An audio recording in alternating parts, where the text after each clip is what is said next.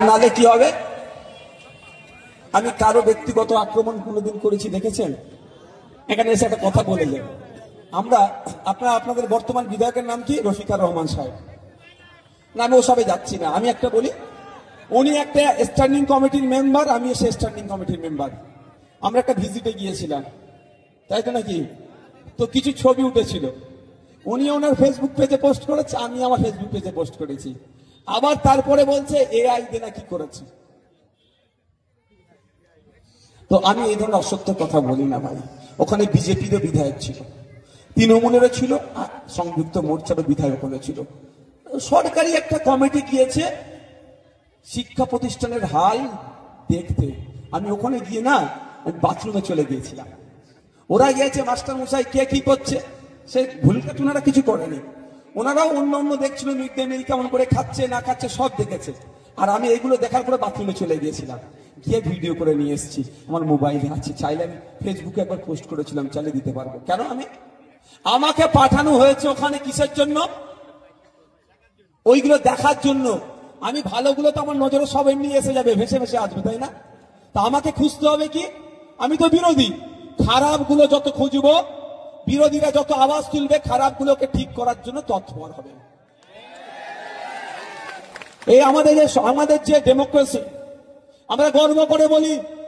আপনারাও বলবেন, কোন বিদেশি নাগরিকের সাথে যদি কোনো সময় বিভিন্ন মাধ্যম দিয়ে আপনারা কথা বলেন, বা বিদেশি নাগরিক যখন দেশে আসে গর্ব করে আমার দেশের ডেমোক্রেসির কথা বলবেন, যে আমার দেশের এমন ডেমোক্রেসি। কিন্তু দুর্ভাগ্য, এটা ওদেরকে বলবেন না, আমি বলছি আমাদের দুর্ভাগ্য, আমরা ডেমোক্রেসিকে ইউটিলাইজ করতে পারি না, এটা আমাদের দোষ। কিন্তু আমাদের ডেমোক্রেসি পাওয়ারফুল ডেমোক্রেসি। এই ডেমোক্রেসিতে দেশের প্রধানমন্ত্রীর ভোটের যতটা ক্ষমতা, এই সামনে যে চায়ের দোকানে যে চা বিক্রি করছেন ওই কাকা বা ওই চাচুর অতটাই ভোটের ক্ষমতা। এর থেকে বড় জিনিস আর কি নেবেন? এটা আমাদের দেশের ডেমোক্রেসি। আর একটা বলবেন কি, যে আমার দেশের ডেমোক্রেসিতে অপোজিশনকে আজকে কিন্তু কথা বলতে দিচ্ছে না। আপনাদের বলে যাই, যেখানকার ডেমোক্রেসিতে অপোজিশন যতটা শক্তিশালী থাকবে, ডেমোক্রেসি গণতন্ত্র ততটাই সুরক্ষিত থাকবে। কিন্তু নরেন্দ্র দামোদর দাসের পরিচালিত ভারত সরকার বিরোধীদেরকে পছন্দ করছে না। আর মমতা ব্যানার্জির পরিচালিত পশ্চিমবাংলা সরকার বিরোধী কণ্ঠকে রোধ করার জন্য নওশাদের নামে 20টা মামলা দিয়ে দিয়েছে। আচ্ছা, আমি কোনোদিন একটা ভাষা খারাপ করেছি বলতে পারবেন স্টেজ থেকে? করিনি, আমার করার প্রয়োজন নাই, কারণ আমি তো এখান থেকে করে কামিয়ে খেতে আসিনি।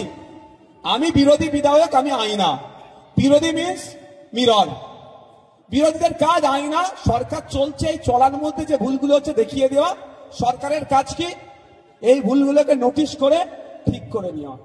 কিন্তু আমি যখন বলছি যে পশ্চিমবাংলা কৃষি প্রধান রাজ্য, এখানকার কৃষকরা কেন মাস গেলে 8,000-এর নিচে ইনকাম করে, আমি যখন তথ্য দিয়ে বলছি, হরিয়ানায় চলে যান, পাঞ্জাবে চলে যান, জম্মু কাশ্মীরে চলে যান, তামিলনাড়ু চলে যান, উত্তরপ্রদেশ চলে যান, ওখানকার কৃষকরা মাস গেলে 12, 14, 18, 22,000 টাকা ইনকাম করছে। তাহলে আমাদের পশ্চিমবাংলার কৃষকরা মাস গেলে কেন 8,000-এর নিচে ইনকাম করবে? এটা ভুল কথা বলছি আমি? এর উত্তর দিতে পারছে না। সর্বোপরি আমি প্রশ্ন করছি, মেঘালয় রাজ্যটা একটি ছোট্ট রাজ্য, মাত্র 313 বা 360 হেক্টর জমি আছে চাষযোগ্য। ওখানকার কৃষকরা মাস গেলে 30,000 টাকার বেশি ইনকাম করে। আর পশ্চিমবাংলায় প্রায় 88 লক্ষ হেক্টরের উপরে কৃষি জমি থাকার পরও এখানকার কৃষকরা মাস গেলে কেন মাত্র 8,000 টাকার নিচে ইনকাম করবে? এর জবাব তো নওশাদ সিদ্দিকী চাইবে, মমতা ব্যানার্জিকেই দিতে হবে। যখন আমি প্রশ্ন করছি, মমতা ব্যানার্জিদের কাছে কোনো প্রশ্ন নাই, উত্তর নাই। কারণ আমরা দেখতে পাচ্ছি 2011 সালের আগে যে তৃণমূলের নেতাটা একটি ভাঙা সাইকেল নিয়ে ঘোরার সমর্থ ছিল, সে আজকে স্করপিও নিয়ে ঘুরছে, ওটা আমার রাগ নাই।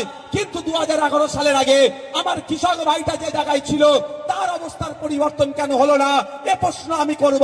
এর উত্তর ওরা দিতে পারছে না, নওশাদকে ধরে জেলের মধ্যে রাখে। বুঝতে পারছেন কি বলছি?